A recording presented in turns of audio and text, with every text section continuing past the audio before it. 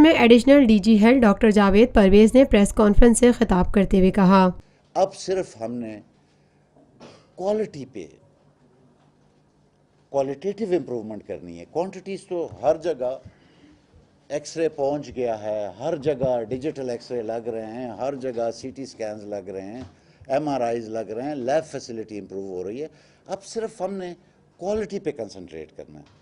تو یہ دونوں باتیں آپ کی ٹھیک ہیں کہ ایک تو سروسز بہت بہتر ہوئی ہیں اور ایک پاپولیشن کا ایک اپنا ایفیکٹ، اس کا اپنا ڈائنامکس چلتی رہتی ہیں کہ لیکن جو متھ ہم وہ کرنا چاہتے ہیں کہ پرائیویٹ سیکٹر جی 70%، اب اس صوبے میں اگر آپ لے لیں کہ آلموسٹ 25 ملین 2.50 کروڑ لوگ گئے ہیں سرکاری فیسلٹیز میں، ایکسکلوڈنگ ایم ٹی آئیز.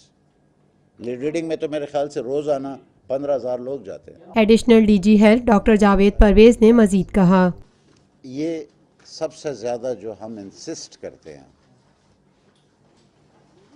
یہ پلیز تمام ہمارے جرنلسٹ بھائی جو ہیں سب سے ریکویسٹ ہے کہ look at this slide and the coming slides very carefully. اس میں یہ ڈٹرمن کرتا ہے کہ ہمارا بجٹ کدھر جا رہا ہے. فار ایگزامپل اس میں آپ دیکھیں ایمرجنسی کیئر 24% ہے. کیا 24% ہم بجٹ دیتے ہیں؟ ان رپورٹ کی جنریشن کا یہ مقصد نہیں ہوتا ہے کہ ہم خوبصورت کاپیز بنائیں اور آپ کو بھی دیں اور گورنمنٹ کو بھی دیں. دس از اے ڈیسیجن میکنگ ڈاکومنٹ کہ اس پہ گورنمنٹ آف کے پی نے یہ بیسیکلی پی این ڈی کا آئیڈیا تھا کہ وی ٹیک دس اوور. انہوں نے کہا تھا کہ ہمیں یہ فگرز چاہیے کہ آپ تو بتا دیتے ہیں جی 2.5 کروڑ لوگ آئیں، لیکن کس میں زیادہ آئیں کہ اس کے لیے ہم ایلوکیشن اکارڈنگلی بڑھا دیں.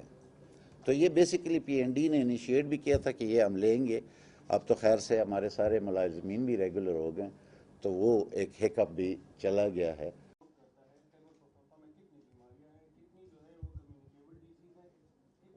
Lotus Lake Towers, a groundbreaking endeavor by Lotus Properties.